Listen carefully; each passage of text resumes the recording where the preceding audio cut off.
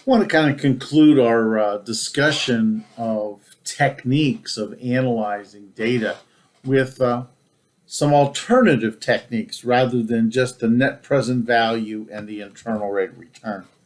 We've had some discussions about internal rate of return and some of its weaknesses. There is a revised version of that, I guess. We refer to it as the modified internal rate of return, MIRR. And essentially, what it does is it unwinds some of the issues with IRR. So it takes care of some of the issues that we worry about with certain kinds of projects. So essentially, the process, we obviously know that you're going to spend something today. So there's a beginning value for this project. But what the MIRR looks at is says, what will happen to the future cash flows? As you receive these predicted cash flows, the assumption in time value money is you reinvest them. If you reinvest them at a certain rate, how much will that investment grow to at the end of the period? So now we have a present value and we have a value at the end, which they refer to as the terminal value. And of course, we know the lifespan of the asset. So we can solve for the rate of return in that particular time value question. So here we have this example, right, where here's our cash flows. We're going to invest them into the future, gives us our time value in the future. Spent $100 for this. What is the rate of return that's going to get us this flow, if you will, of cash flows? So here we look, the modified internal rate of return for project L is 14%. And the modified internal rate of return for S is 11.8%. So in this case, it turns out that now, even though the internal rate of return is greater for S than L, in this case, the modified internal rate of return reverses that and shows us that actually, if you're looking at internal rate of return, a better project is probably project L. Now, this still conflicts with the net present value, but it is now still an alternative to the internal rate of return. The profitability index is very similar to net present value. However, it will not rank projects in the same order as net present value. What profitability index does for us is provides a picture of the biggest bang for the buck, right? How much value can you create based on $1 of investment? So this can really be helpful if we have two projects that are very close in net present value and we need to pick between the two. This would be show some stewardship of our money if we could look at which project we would pick to use our money better. So in this case, if you look at the profitability index, 1.18 for L, 1.2 for S. S is obviously better. So with the exception so far of the modified internal rate of return, it turns out that S looks like the better project of these two. Now, another case that we can look at, or another technique, something called the payback period. Quite simply, this is just the number of years that it takes to recover our cash flow. Now, this has lots of disadvantages, primarily being that it doesn't do time value of money. So we have to be worried a little bit about this payback period, that it avoids some of our assumptions that we think are very important. So the payback period, as you see here, the payback period for L is 2.3, for payback period for S is 1.6. So again, we can see that S gets the money back quicker than what L does, which is obviously an advantage to the company. So the strengths of this payback period is it gives us a little picture of risk. It's easy to calculate, kind of easy to understand. It ignores the time value of money, doesn't look at any cash flows after the payback period. And really, how do you choose which project is best? Given this is again, it's very subjective as to the how we decide what the benchmark is for the payback period.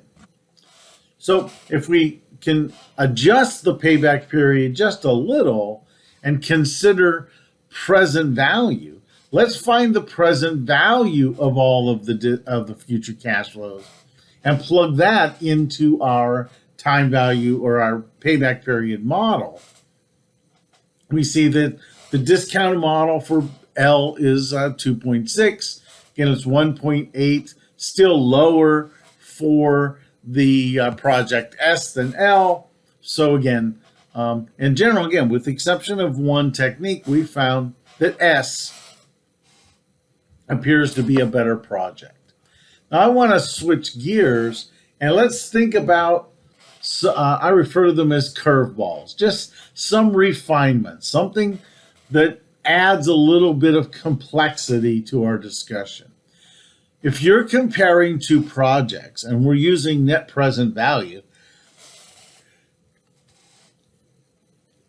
because the assumption of net present value is you add a bunch of cash flows together, the present values, a project that has more cash values, a longer lived project, is going to have an advantage over a shorter lived project.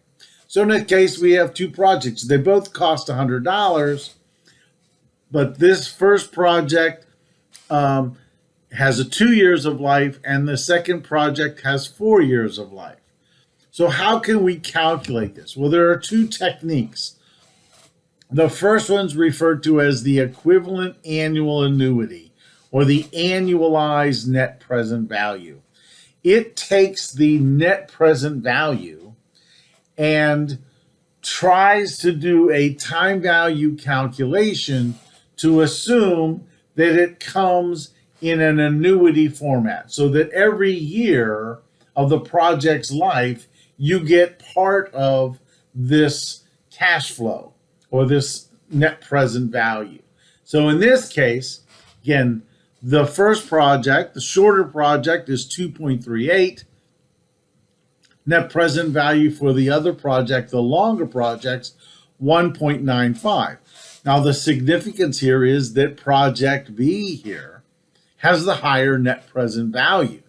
But you get that net present value over 4 years rather than 2 years. So again, being good stewards of our money, we may want to do the project that has the higher annualized net present value to give us more value on an ongoing basis. The other technique that we can use is something called the replacement chain. And essentially it says if you just keep repeating these projects till they get to a common life and then calculate the net present value of those projects, then it's just another technique. Now, this particular spreadsheet model makes a kind of a weird assumption, right? Technically, we have two projects, one for 2 years, one for 4 years.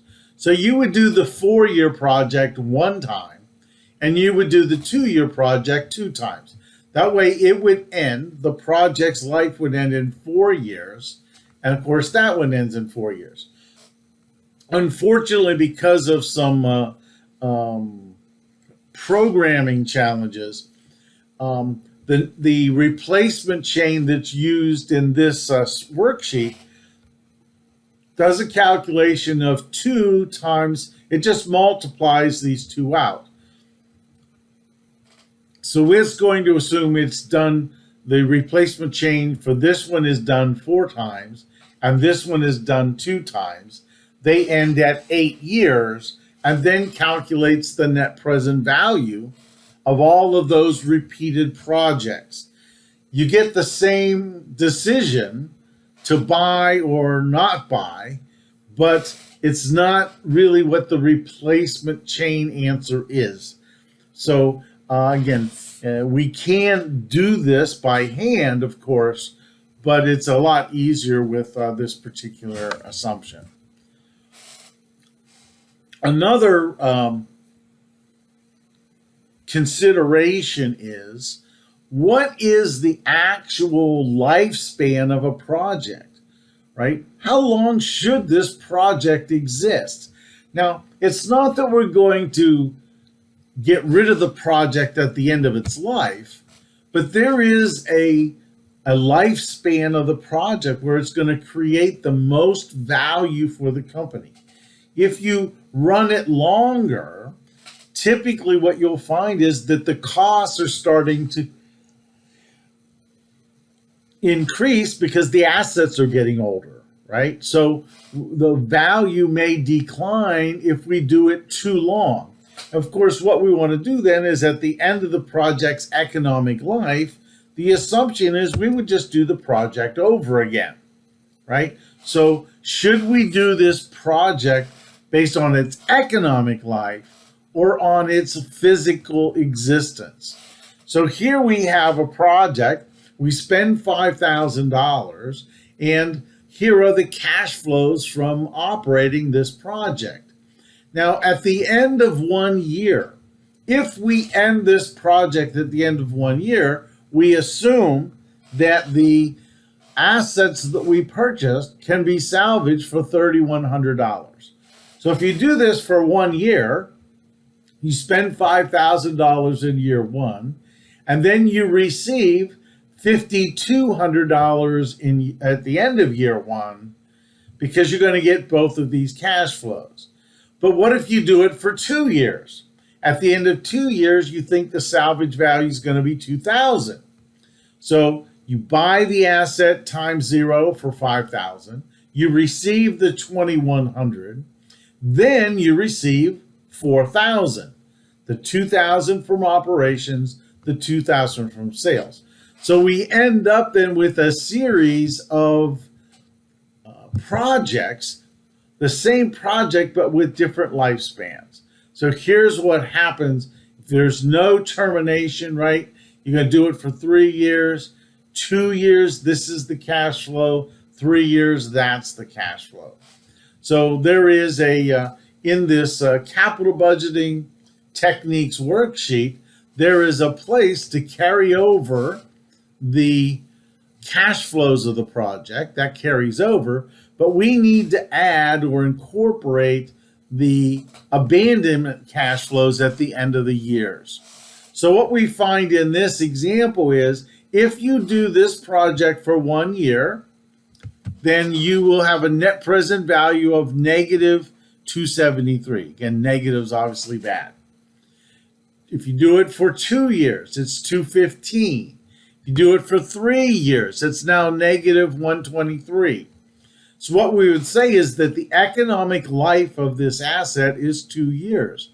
So we should replace this asset every 2 years to maximize the value of the company.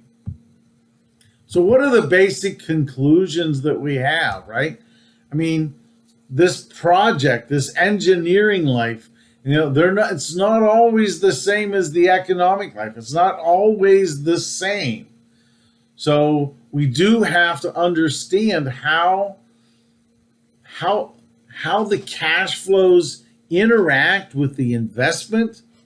We have to understand that over time, all costs go up, all prices go up, but not necessarily at similar paces. So the overall analysis of all of these techniques, right, is certainly complicated, at the very least complicated by uncertainty. In future videos, we're going to talk about how we address the riskiness of these projects in our corporations. Look forward to talking to you soon. Bye-bye.